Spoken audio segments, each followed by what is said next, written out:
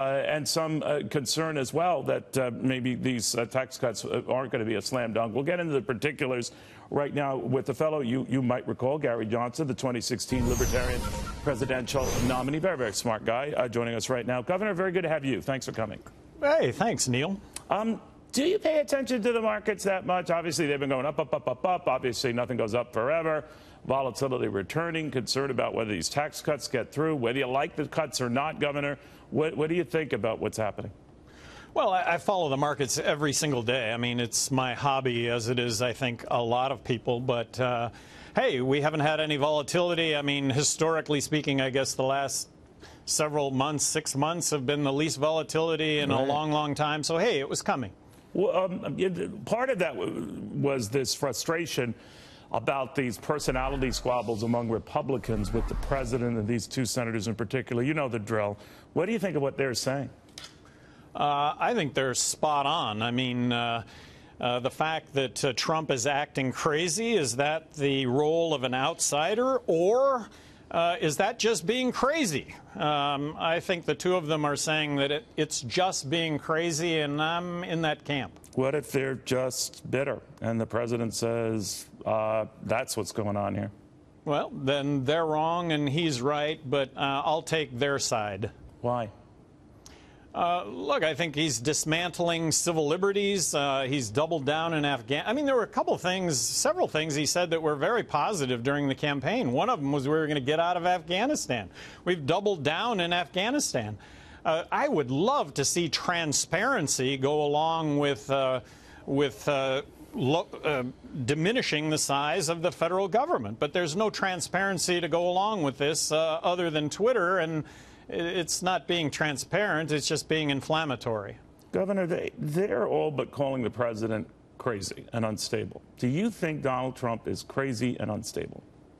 I'm in that camp at the moment. I wish he were transparent about the things that he is doing and to rule on to govern through Twitter.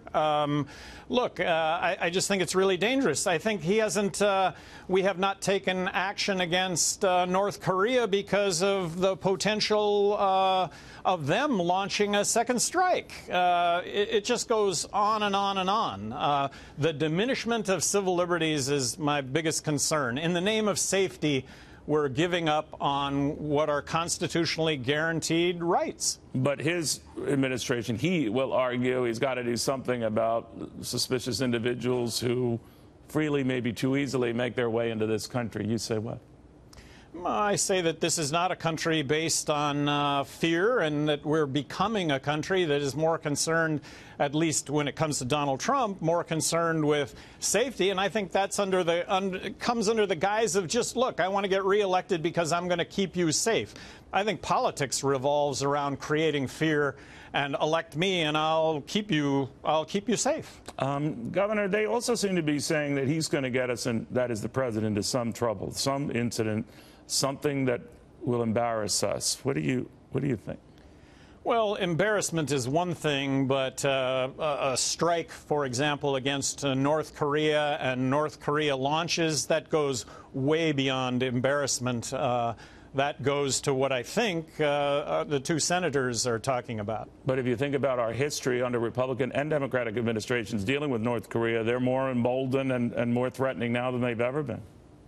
Well, this is what we've been made to believe, and it is out there. And what are their second strike capabilities? Nobody seems to be talking about that, and the reason for why there hasn't been action taken. Do you think everyone should get a tax cut, Governor? I do. I think the size of government should be shrunk, and that everyone should get a tax cut. So if there's arguing over whether the rich deserve a tax cut, what do you say? Well, this country is about equality. The devil is in the details, but overall, hopefully, tax cut does make its way through Congress, and Trump signs off on it, and I do believe that's positive. All right, because many argue to get Democratic votes, the overtures that this administration and some Republicans have made to get those votes by keeping taxes high in the rich is going to be a waste of time because he won't get Democratic votes. What do you think? Well, he can be transparent about why he would give the rich the same tax break that he would give anyone else. And governing is the art of transparency and communication, and I don't think he's done a very good job of that at all. Where specifically has he failed? Well, I'll go back to Afghanistan, that he has not filled so many positions in Washington, positive, but why hasn't he filled those positions? Walk us through why that's a good thing and why this is shrinking government, good thing. But walk us through it. Maybe they just hate him. They stopped him at every path. Maybe for perfectly valid reasons. To your point, he alienates quite a few people, but they're just responding tit for tat. We're going to slow your nomination process or zing you that way. They would not be the first party to do that. No, but that comes under governance. That comes under governance, and that comes under communication and transparency. And hey, here's what they're doing to me, and please be aware of that. Like I say, there's just a lack of understanding why he does what he does.